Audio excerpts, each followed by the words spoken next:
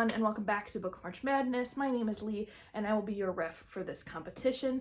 Previously, we have introduced you to the classics bracket and the mystery thriller bracket, and today we will be introducing you to the romance bracket. Just like the classic and mystery thriller brackets, we will have 8 champion titles that have been selected from various book lists that promote them to be some of the best romance works of all time, and then we will have 8 rookie releases that are new releases within the past 2 years, and those have been chosen based on Goodread awards. I just want to remind you that at the end of this video, down in the description, there will be a link to a Google form where if you believe that I am missing a title that belongs in this bracket, you are free to suggest it. I love audience participation, and this competition really only works if you guys participate in it as well. So at the end of this video, you'll have 48 hours to suggest your own title that you think belongs in this bracket, and the most voted titles will be included in our first 4 competition on March 16th, where they will go up against the lowest ranked title already in the bracket. I'll talk a little bit more about that at the end of the video, but for now, let's meet the champions of the romance bracket. This is another genre that I don't necessarily have a lot of expertise in, much like mystery and thriller, or the romance books that I read aren't necessarily what would probably be considered mainstream romance, but I tried to pick a selection that sort of filled every category for the champions. So here's the first one. Much like Shutter Island for mystery thriller bracket, I decided to pick a couple titles in here that were made into huge movies because they were great love stories that needed to be transcended to film, if you will. So the first, of course, is a Nicholas Sparks classic, and that is The Notebook. It was hard to find a book cover image that was not the beautiful Ryan Gosling and the illustrious Rachel McAdams, but I found one. I don't know if it's the actual original cover or not. I mean, who doesn't know this story, right? Or at least have seen the movie. I've never read the book.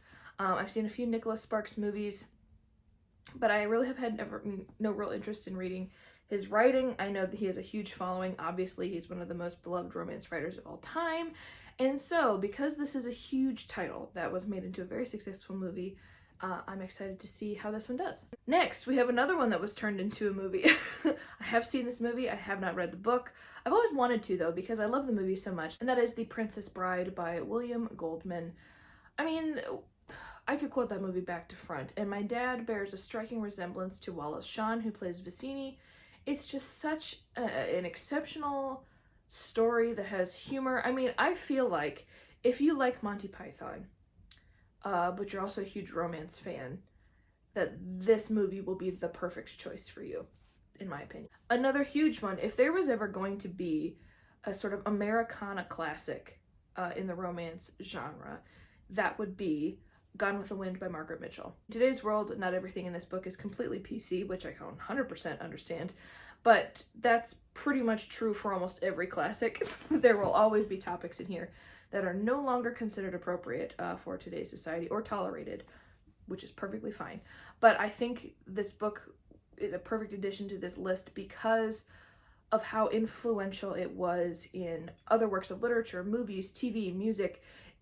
It seeped into everything. So this story had to be on there. I almost had Casablanca in here instead of Gone with the Wind, but I liked Gone with the Wind better, so. Now, I know a lot of you were panicking that I didn't have a Jane Austen novel in the classics bracket. Never fear, we have one. It is Sense and Sensibility by Jane Austen, my personal favorite of her stories. Again, never read the book. But I love the movie, mostly because I have a wonderful appreciation for Alan Rickman. It's just so good. Next, I thought I better include a title that would sum up what I consider to be the airplane romance novel, or the airport romance novel, the paperback books you see on the rotating plastic cabinets in the library, and that is Whitney, My Love by Judith McNaught. I had no idea who this person was or the book, what it contained. But when I looked up romance novels, it was number 8 on a list that I found. And the more research I did, the more I realized that this particular author really sort of paved the way for that type of romance novel. She was one of the forerunners of this particular genre, and that is such a huge demographic of why people love romance, is sort of the maybe disastrous love story, the slightly smutty love story, and I felt like I had to honor that part of the romance genre. Again, another one that a lot of people were concerned wasn't on the classics bracket. We have Jane Eyre by Charlotte Bronte. It's dark romance, and I like it a lot. I have not read this book either. I don't think I've read, to be fair, with the exception of one, any of the champions in this genre, but I have seen the movie. But it's such an exceptional story, very dark, very twisty, and it paved the way again for a lot of other literature to be influenced by this particular atmosphere. We have another big one, and most recently made into a big one, and that is Outlander by Diana Gabaldon. I mean, as much as we may hate the graphicness of this book and the TV show and all of the trigger warnings that accompany it, it still was an iconic piece of romantic literature. Again, sort of the first of its kind in the combination of sort of sci-fi fantasy with romance. It paved the way for, I think, a new style of romance writing that featured the romance, like that was the main point, but it had so many other influences from other genres. I also featured this book in one of my good books with bad reviews. I want to say it was the romance one. It might have been romance or classics. I can't remember. I think it was probably romance. But anyway, I felt like this book deserved a spot in this champion bracket because it is considered to be a champion of romance literature, but it recently made the transition back into modern day culture. So I'm interested to see how this one does. Don't worry, ladies and gentlemen, we have not one but two Jane Austen titles. This is Pride and Prejudice, obviously. It was the #1 most suggested title for the classics bracket. I did not pick that one, mostly because it was already included in the romance bracket. And I'm sure probably a lot of you might be irritated by the fact that it's in the romance bracket and not the classics bracket, or why there's two Jane Austen titles in the romance bracket and not one in the classics bracket and one in the romance bracket. But that's mostly because while Jane Austen's writing is so iconic and it is used in so many classrooms and people read it and consider it to be quintessential classic literature, I feel like her main theme is romance. And so I didn't necessarily feel entirely comfortable putting her in the classics bracket when there were so many other titles that I think better lived up to the name of classic, which is, paving the way, changing the game. And I think Jane Austen fits more into changing the game of romance writing forever, if that makes sense. And you are fully welcome to disagree with me on that opinion. And I honestly am more than fine in putting her in the classics genre, but I think there were too many other good titles that fit that description better. Needless to say, I've no doubt she will crush it in this competition because she is just that good. So without further ado, let's get on to the rookies. Like I said, these rookie titles come from Goodreads. I haven't read any of these. I am 100% certain of that because I had to look up all their summaries and reorient myself with what they are and what they're about.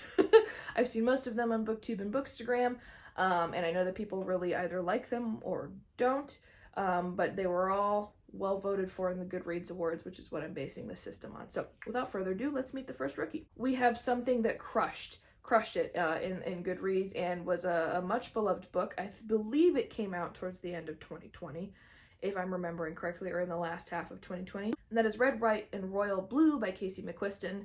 I have seen everybody touch this book at some point. Because I'm not a huge romance reader, it's not really what I'm drawn to, but I know it's gotten a lot of good reviews, and so many people are talking about this book. One, because it's LGBTQ plus romance.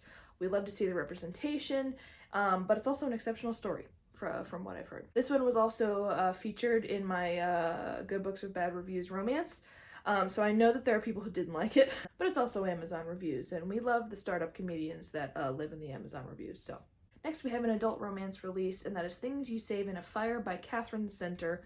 Again, not one I know about, but one that received rave reviews. And like I said, I feel like I'm doing these intros for every book. I have no idea what I'm talking about when it comes to this genre. I only know the summaries. So if you ever want to go read the book summaries and fact check me, the link to the March Madness website will be down in the description. So like I said, this one I know is beloved by a lot of people. So again, I'm curious to see how it does. If I thought a lot of people read Red, White, and Royal Blue, everyone and their mom read From Blood and Ash by Jennifer L. Armentrout. It probably was the most, in my opinion, popular book in the romance genre, let alone entirety of BookTube and Bookstagram last year. Everyone was talking about this book. And we need, in a competition like that, hot, fresh new rookie that like has enough momentum behind it to potentially take out a champion. It's what I would love to see. We love to see the upsets in March Madness, right? Next we have The Unhoneymooners by Christina Lauren. If I'm remembering correctly, I believe this story is like there was a wedding that didn't happen, and so the best man and the maid of honor go on the honeymoon together, if I'm remembering correctly. Please correct me if I'm wrong. I am, most likely. But it sounds intriguing. It's a tropical theme. We need a beach read. It's cold where I live, and it's getting warmer, but we need something warm. Speaking of beach read, we have Beach Read by Emily Henry. I believe this is probably one of the more, what do I want to say, stereotypical romance books. I heard someone explain this, that there are two authors who write particular genres, and they are really experiencing a lot of writer's block, and so they decide to switch genres while they're on vacation, I think, together, and inevitably a romance springs up. So if you need, like I said, a light beach read, I needed to include one of those in there, and this fit the bill. Next we have Regretting You by Colleen Hoover. I believe this is another adult romance, if I'm remembering correctly.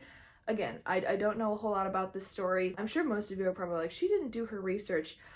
You're right in the fact that I don't know what happens in these books, but the rookies I don't research because they are based on votes instead of, oh sorry, there's a fly, instead of like actual review.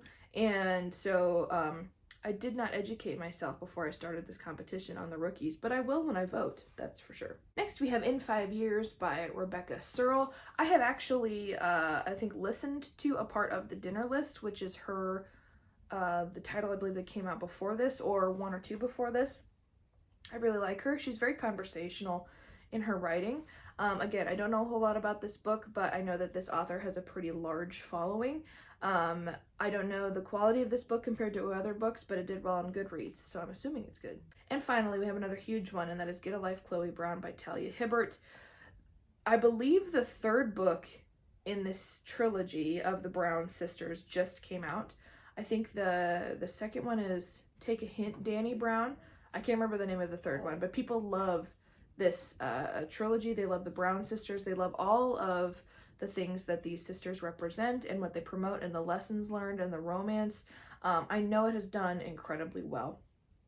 And like I said, From Blood and Ash has like the hot, steamy momentum of a new release romance novel. I think this has the endearing storyline momentum in terms of a romance novel. And so, like I said, I'm watching those two, From Blood and Ash and Get a Life, Chloe Brown, to see how they do comparatively, just like I'm watching things like Jane Austen in the Champions to see how long it takes before it like really gets down to, I don't know which one is better. So now I'm voting based on whatever people's gut reactions are.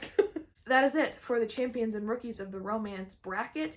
As of now, the title suggestions form is open, so you can go down to the description and click on the link and submit a title that you think belongs in the romance bracket. You have 48 hours to do so. At 10 a.m. on March 11th, the submission form for this romance bracket will be closed, but on the 11th in the morning will be the introduction video to our final bracket, the fantasy sci-fi bracket, and from there you may submit your titles for that bracket. I'm so excited for fantasy sci-fi. It is my #1 favorite genre. But that's it for our romance novels. Again, if you would like to read more about the descriptions and summaries of these books and do your own research before the full rankings are listed, then you can go down to the link to the official Book March Madness website and check it out. Or if you want to see any updates that happen in terms of like the minute details for Book March Madness, you're more than welcome to head over to Leighellen's Library on Instagram and keep up to date with everything there. So if you enjoyed what you saw, go ahead and like this video and subscribe to my BookTube channel. It really does help me out and let me know what you guys want to see. As always, a huge thank you to the friends and family who have readily supported me along this journey. I'm so excited to see what's going to happen with this competition, and I can't wait to see what's on the next page. So until we meet again, cheers.